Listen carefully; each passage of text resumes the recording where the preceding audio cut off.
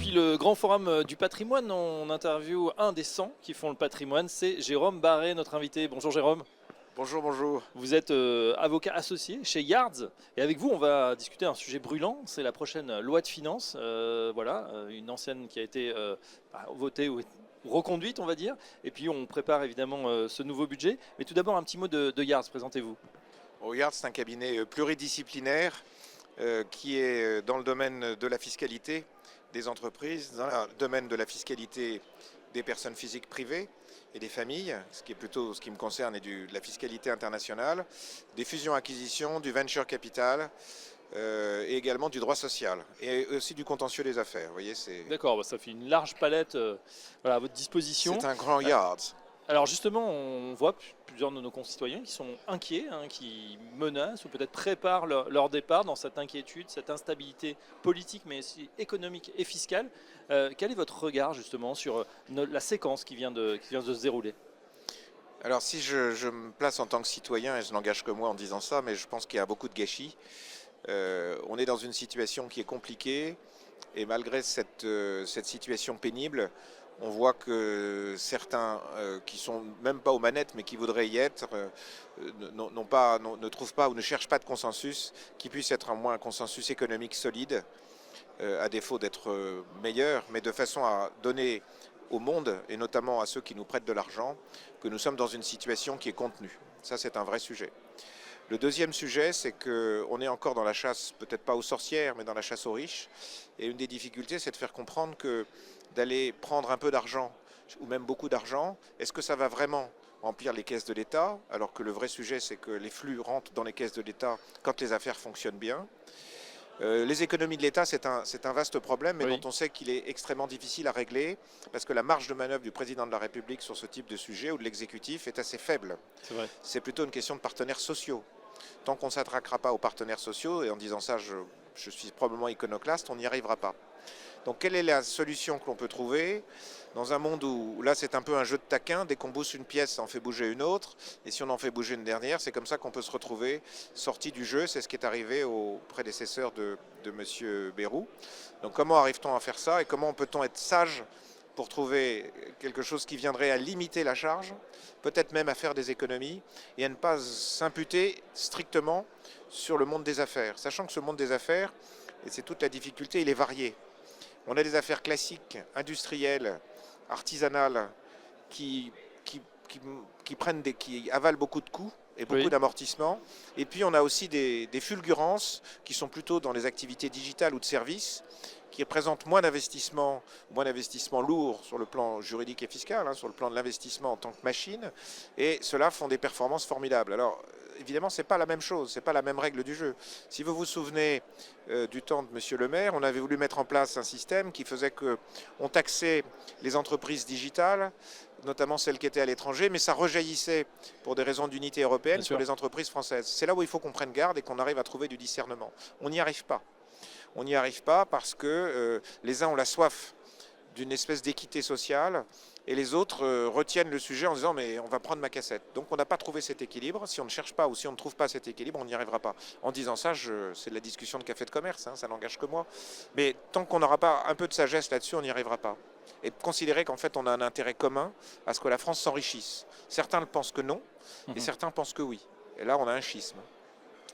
Justement sur le prochain projet de loi de finances, est-ce que on peut déjà se projeter, imaginer ce qui pourrait en ressortir, parce qu'on a des échos qui ne sont pas très positifs, en tout cas au niveau de la gestion de patrimoine, on remarque que ça fera travailler les gens, sur effectivement hausse d'impôts, nouvelle taxation, peut-être le retour de l'ISF, des choses qu'on croyait derrière nous pour donner justement cet élan qui avait peut-être permis à certains expatriés de revenir avec le premier mandat Macron. Ce qu'on peut reconnaître au président Macron, c'est d'avoir été stable en matière de fiscalité. On peut lui reprocher de ne pas aimer beaucoup l'immobilier et de ne pas toujours l'avoir favorisé par petites touches. Mais il y a aussi la conjonction des taux d'intérêt qui ont augmenté, des règles du jeu pour les prêts qui ont été beaucoup plus sévères. Mais néanmoins, mettons ça de côté. Mais pour le reste, on a eu une période de tranquillité qui était assez forte. Et comme toujours, ce que l'être humain n'aime pas, c'est comme à la bourse, c'est les changements. La bourse, elle est chahutée quand il y a un changement. Une fois qu'on a eu le changement et qu'on s'est réadapté, tout va bien. Ou s'est réhabitué plutôt que réadapté, tout va bien. Donc on est dans cette période-là. C'est-à-dire que les clients ou les assujettis à la taxe, si on commence à toucher à ce qui peut paraître des symboles, comme l'ISF, comme les donations, comme le pacte du Treuil, comme la flat tax, eh bien c'est de nature à leur dire que si lundi on nous augmente la taxe de 2%, peut-être que mardi ça sera de 3% et peut-être que vendredi ça sera encore plus. Et donc pour prévenir ce danger, ou ce qu'ils ressentent comme un danger, beaucoup de personnes aujourd'hui réfléchissent à partir. Ce n'est pas une menace, c'est un fait. Oui. Ils n'ont pas envie de partir parce qu'ils seraient tous partis. Mais aujourd'hui ils attendent de savoir à quelle sauce ils vont être mangés. Et en fonction justement de la punition, ce qu'ils considèrent comme étant une punition, ils risquent de partir. Et ça c'est très mauvais pour la France parce que on le voit pour les personnes qui vont s'installer en Italie. Beaucoup de personnes qui ont leur entreprise en France se disent mais on va développer une activité en Italie. C'est-à-dire que ce n'est pas uniquement développer des actifs passifs, c'est éventuellement... C'est ne plus investir en France déjà. Pardon ? C'est ne plus investir en France. C'est ne plus investir en France et commencer à avoir une base d'investissement qui sera différente et qui en plus va permettre de mieux qualifier la résidence fiscale. Donc c'est assez convergent. Et ça c'est très mauvais. Et on a un certain nombre de chefs d'entreprise aujourd'hui qui sont en Italie, qui ont des embryons d'activité, mais qui vont continuer à le développer. Peut-être qu'ils ne partiront pas en Italie, mais ça les intéresse. L'Italie a beaucoup de défauts, certainement, mais elle est très dynamique. C'est vrai.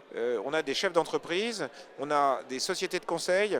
Tout ça est très business-minded, très orienté.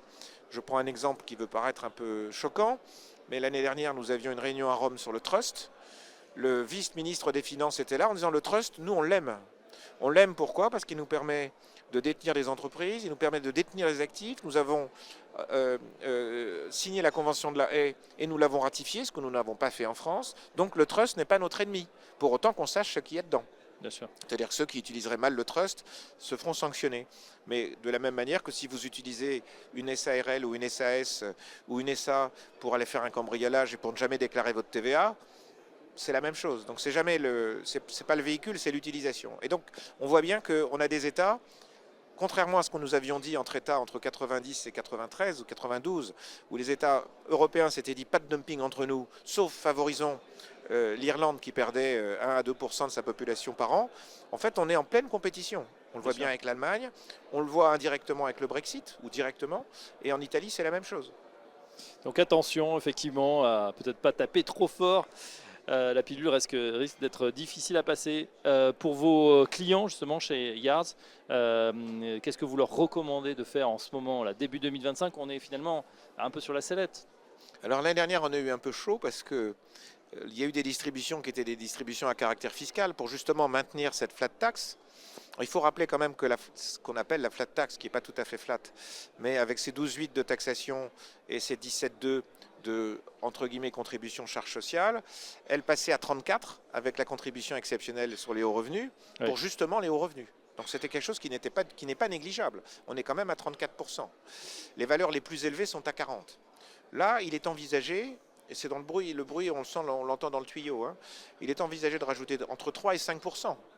C'est-à-dire que si on est déjà à 30 plus 4, ça fait 34, plus 5, on est à 39. On va revenir au taux que l'on retrouve, ceux qui sont assez fortement taxés là-dessus sont les Anglais, on arrivera sur ces taux-là. On ne sera à nouveau pas compétitif. Oui. Peut-être que la conséquence sera de moins distribuer, ce qui serait dommage parce que ça veut dire que si on avait un dispositif provisoire, on aura envie de continuer à le faire perdurer. Mais on sait qu'on va arriver à quelque chose comme ça. Il a été évoqué également la question de 0,5% sur les frais de notaire. On a besoin que des primo-accédants achètent. Donc on prévoit également d'avoir un prêt à taux zéro, non pas sur les zones tendues, mais sur toute la France. Attention, si on prend d'une main les 2500, ça coûte 2500 € pour 500 000 € et qu'on les redonne de l'autre, ça ne correspond à rien. Et on sait que la difficulté pour quelques personnes que ce soit, et notamment les primo-accédants, et même ceux qui achètent, et c'est très bien de le faire le plus tôt possible, c'est la liquidité, à la fois pour l'apport, mais à la fois les frais de notaire. Donc il y a un certain nombre de choses comme ça qui sont des signes. Même chose pour le Dutreil. Sur le Dutreil, il y a énormément de controverses qui ont commencé en Allemagne, on n'est pas les seuls, et à considérer que c'est un cadeau qu'on faisait aux riches.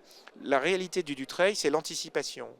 Si demain vous me dites, Jérôme, vous vous souvenez, je cherchais un appart et j'en ai trouvé un, ah je dis super, vous l'avez trouvé, on a trouvé un grand appartement et on l'achetait à des personnes qui avaient 90 ans. Vous n'avez pas besoin de me décrire l'appartement de personnes qui avaient 90 ans quand elles sont mortes et qu'elles l'ont vendu ou qu'il a été mis en vente par la succession. On sait que ce n'est pas un appartement top moderne, c'est la même chose pour une entreprise. Bien sûr. Si on perd du temps à transmettre tard, c'est l'outil professionnel qui va être... Ça ne préjuge pas de la qualité des acteurs. Parce que, mais c'est comme le dit la physique, rien ne se perd, rien ne se crée, tout se transforme.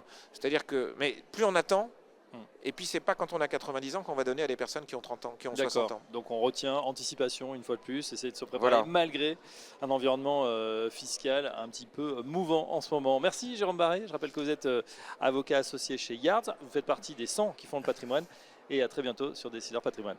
Merci beaucoup.